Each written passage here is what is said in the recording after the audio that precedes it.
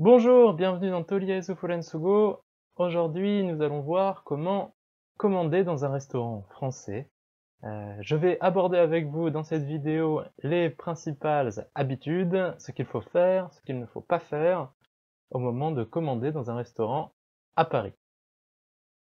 Premier point, les cultures types, c'est-à-dire ce qu'il faut faire culturellement, les différences entre les restaurants français et les restaurants à l'étranger dans votre pays d'origine. Première chose à faire, quand vous arrivez dans un restaurant français, il faut dire bonjour. Il ne faut pas oublier que le rapport entre le client et le personnel du restaurant en France n'est pas forcément le même qu'aux États-Unis ou en Asie. Par exemple, en France, nous avons beaucoup plus de respect pour les gens qui travaillent dans le sens où ils sont considérés comme des égaux. Il est par conséquent très important de leur montrer du respect, de ne pas attendre à être traité comme un roi, mais comme un client d'égal à égal.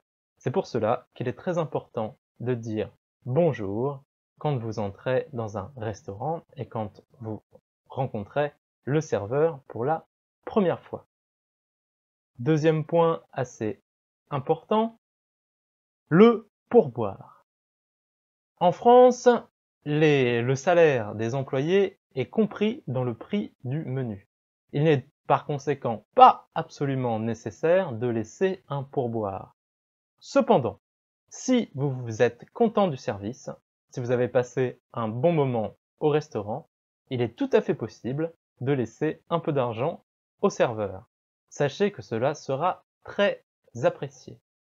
Traditionnellement, l'argent reçu des pourboires des clients est redistribué équitablement entre chaque employé du restaurant à la fin du service.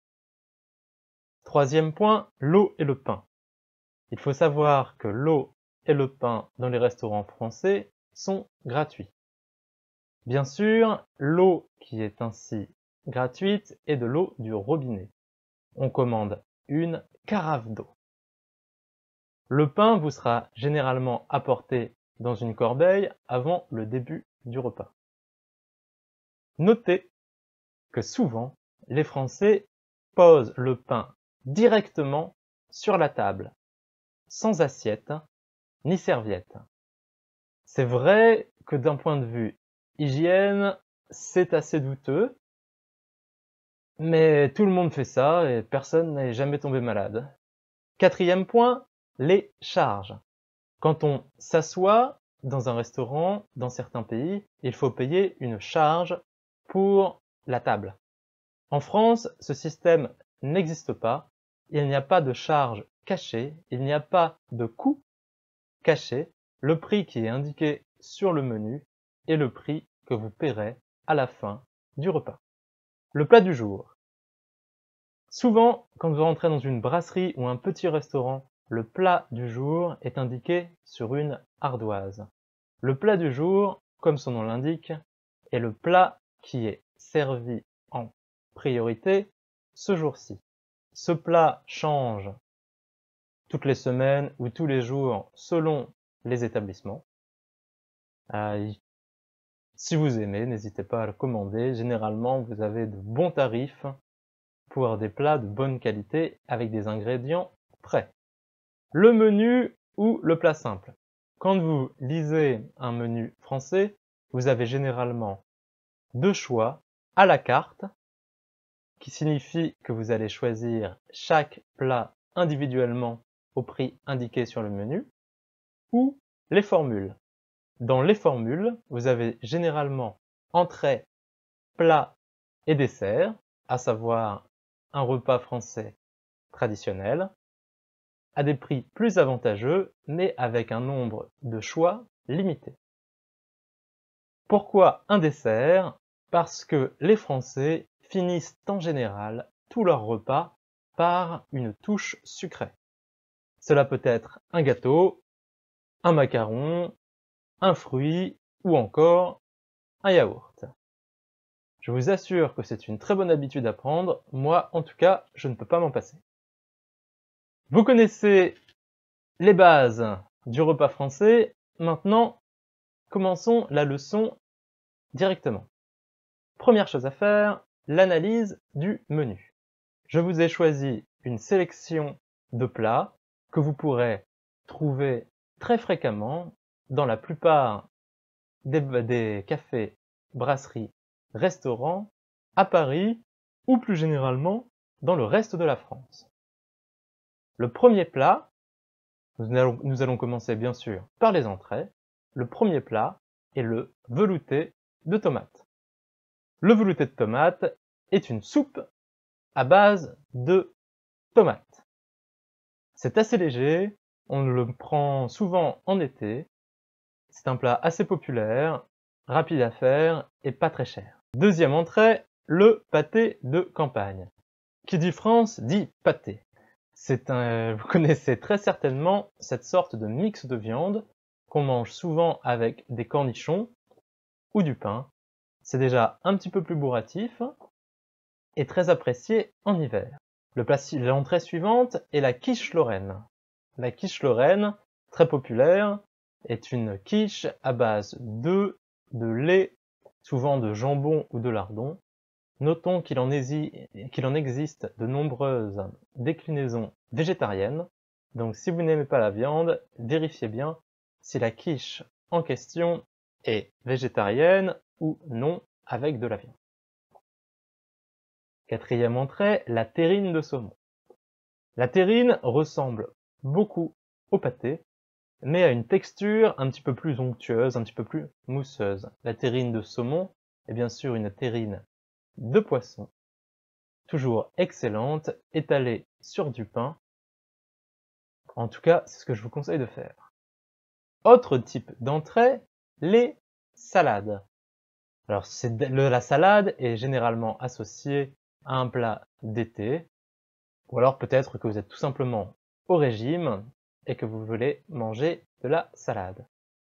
La salade verte, il s'agit de la salade toute seule, sans rien d'autre, avec ou sans accompagnement. Il y a de très nombreux types de salades en France, selon les régions. Autre exemple de salade, la salade niçoise. Vous pouvez également choisir une salade de tomates ou une salade de fruits de mer.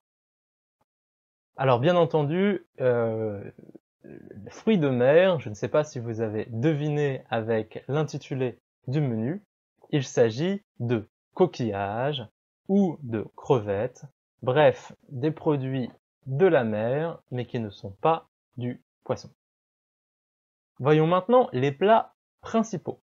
Les plats principaux, vous avez généralement deux choix, les plats de poisson ou les plats de viande. Les recettes de poisson les plus courantes en France sont la sole meunière. Je mettrai probablement le lien de la recette dans la description. Le steak de saumon. Là encore, pas besoin d'explication. La bouillabaisse. La bouillabaisse est une sorte de soupe avec des morceaux de poisson qui est originaire du sud de la France. On parle souvent de bouillabaisse à Marseille, par exemple. Les viandes maintenant. Les viandes maintenant, vous avez le steak au poivre. Le steak au poivre, souvent servi avec des frites, est un grand classique des brasseries françaises et vous pourrez le trouver à peu près partout. N'oublions pas que quand vous commandez un steak, le serveur va vous demander votre cuisson. Bleu, saignant, à point, bien cuit. Bleu, saignant, à point, bien cuit. Si vous aimez une viande très saignante, presque crue, demandez bleu. Saignant est généralement la cuisson préférée des Français, c'est-à-dire une viande cuite, mais tout de même très saignante, avec beaucoup de jus. À point, seulement le cœur de la viande restera rouge et rosé. Et bien cuit, vous n'aurez presque plus de sang dans votre steak. Attention toutefois, selon les restaurants, les cuissons ne sont pas toujours parfaitement réussies. Le lapin à la moutarde. Un autre classique de la gastronomie française, le lapin à la moutarde est un incontournable. Pas très cher, le lapin est une viande à la texture proche du poulet, mais un petit peu plus forte en goût. Si vous n'avez pas eu l'occasion d'en manger, je vous le conseille vivement. Le coq au vin.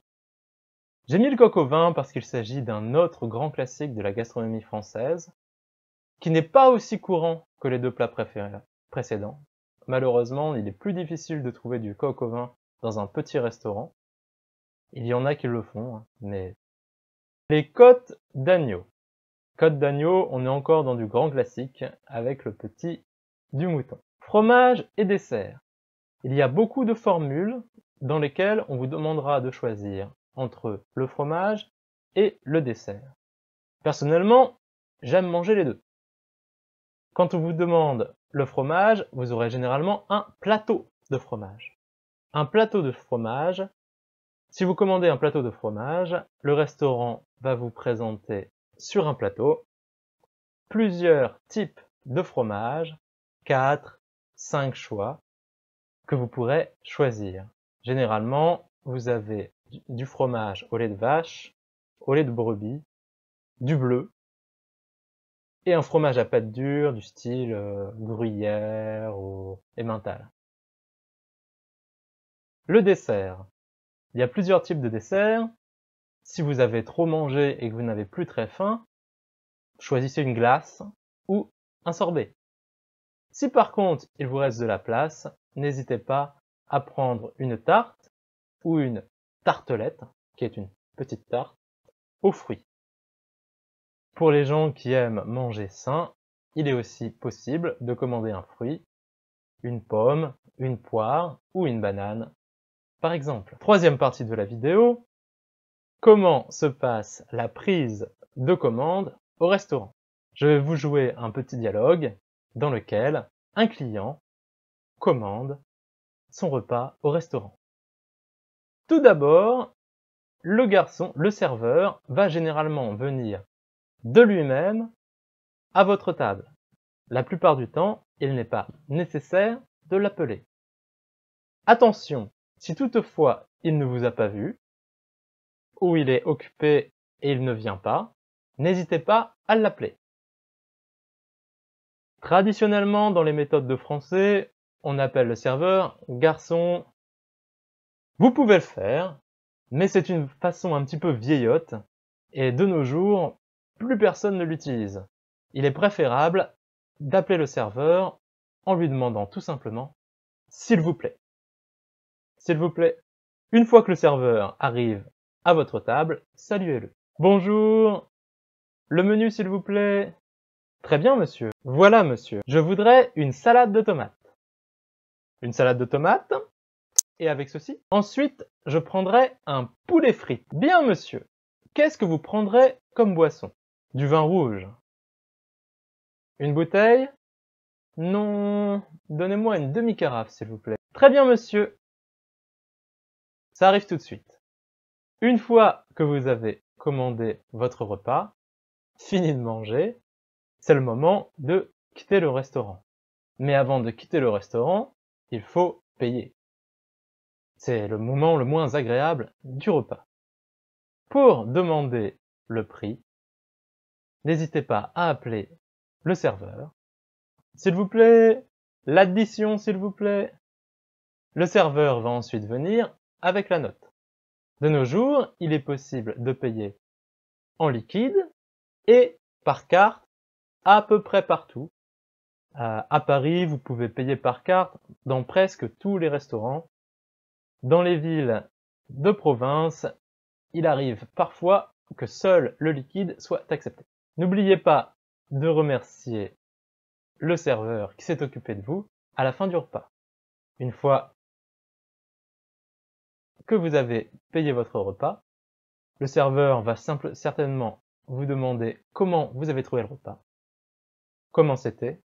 Très bien, merci. Au revoir. Quittez ensuite le restaurant et aller faire la sieste après ce bon repas. Merci d'avoir suivi la vidéo, j'espère que cela vous sera utile pendant votre voyage. N'hésitez pas à vous abonner, à laisser un like, c'est important pour le référencement de la chaîne. Et je vous dis à bientôt pour une nouvelle vidéo sur la culture française et la langue française. Au revoir.